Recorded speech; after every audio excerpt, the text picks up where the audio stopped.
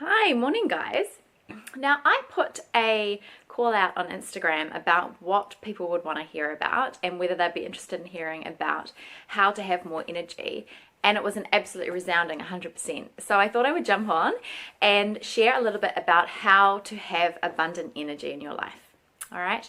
So I feel like I'm a little bit of an expert and I can speak to this area because not only do I have a soon to be 18-month-old who is still waking in the night, but I also am a nurse, as you know, and I do night shifts. I recently started going to do 12-hour night shifts. I had been doing 8-hour up until then. And so in terms of managing my energy and being proactive with the things that I do, it's really an area that I can speak to. So I thought I would just jump on. I'm going to share 6 different things that you can do. The first one is eat an unprocessed diet. So this is, I guess, pretty self-explanatory. We don't want to be eating highly refined foods and foods that are high in processed sugars. Especially on night shifts, it's so tempting just to reach for that sugary food, just to give you that kind of energy spike that you need. But in the morning, you really do pay for it, and it's the same if you're just going about your day-to-day life. So I guess, knowing that these foods are not going to serve you long term, you also need to be conscious of eating enough. So calorie restriction can obviously lead to fatigue and affect our energy levels. We don't want to be skipping meals. So especially breakfast, really erratic eating patterns can affect our energy as well. One other thing to note is you need to make sure that you're not deficient in magnesium. Now, magnesium is responsible for about 300 different enzymatic processes in your body. So the main source of energy in our body is what's called ATP, or adenosine triphosphate. Now, ATP has to be bound to magnesium to be biologically active. So if you are deficient, you are going to feel absolutely rubbish. So foods rich in magnesium are spinach, pumpkin seeds, almonds, all those kinds of things. If you still feel like you want to, you can supplement with magnesium as well. So number 2 is drink more fluids. I feel like I talk about this one a lot in terms of, as well as the diet side of things. But depending on your age, your body is actually between 55 to 75% water. So if you're even slightly dehydrated, you are going to be feeling fatigued. So the more water that you drink, the more you're helping the detoxification organs in your body. So, and it's helping them get rid of all of those waste products. So, really important to be drinking throughout the day. Number 3 is move.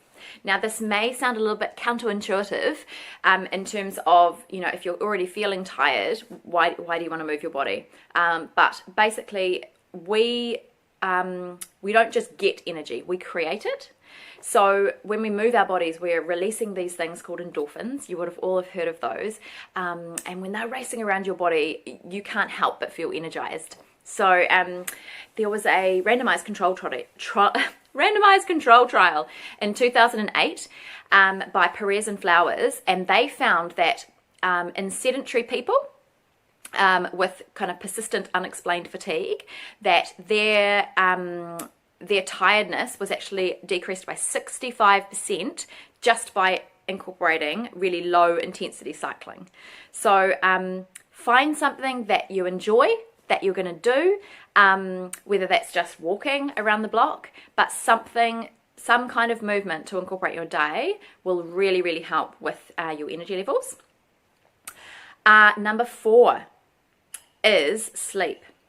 Now, this is a big one, and I guess a little bit kind of self-explanatory, but the thing is, when you're aiming for 7 to 8 hours of sleep, you also want it to be quality sleep. So one of the things that I really like to advise my clients is a really darkened room. You want your temperature to be a nice temperature, not too hot, not too cold. I also recommend to my clients that they initiate a nighttime or a bedtime routine.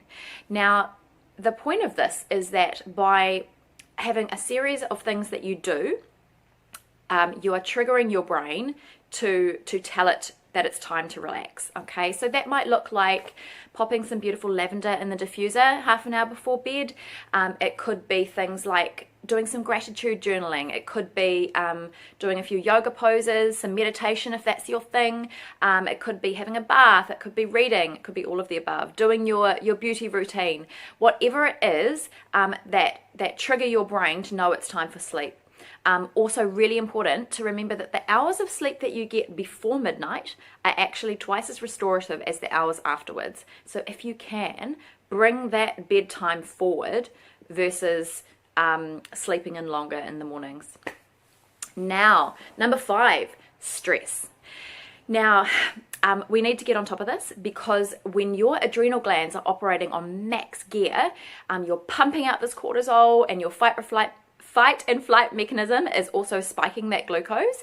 We are going to get crashes in energy.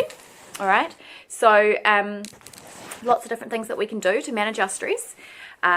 So things like deep breathing exercises, meditation, yoga, all these kinds of things. So we want to be looking at doing that instead of relying on the caffeine and the alcohol. So number 6 is in my life, things that I use to and that you can use as well, to have abundant energy, is that I take some supplements called the Lifelong Vitality Pack, and they have helped immensely in terms of my energy, and just my general mood stabilization as well. I have noticed that a lot. There is a energy complex in the Lifelong Vitality Pack that is just fabulous. So if you want to know more, please do contact me. The other thing I love to sniff is my peppermint.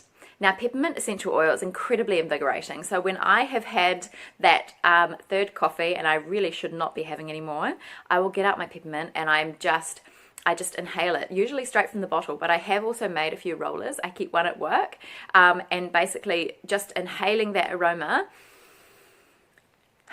is just, yeah, as I said, incredible for energy. It's my instant energy boost. So that is one to definitely have on hand for those other times as well. So one other thing that I did want to mention is that if you are ticking all of those boxes, you've got all of those different things covered, and you are still lacking in energy, so it's worth getting some blood tests done, so including thyroid function and also full blood count, because it could be that you have low thyroid function, which no matter what you're going to be doing, you're still going to be feeling fatigued. Or it could be that you're anemic. So your red blood cells could be so low that they're not able to actually get the oxygen around your body, which is necessary for sustained energy, and you're going to tire really easily. So those are things to think about as well. So you can go to the GP and ask for those tests to be done, and then speak to them about those results. So that you can get on the right supplements if that is something that's affecting you. So I hope those have been helpful for you. As always, if you've got any questions, please do flick me an email or write a comment under this video. But yeah, hope you guys have an awesome day.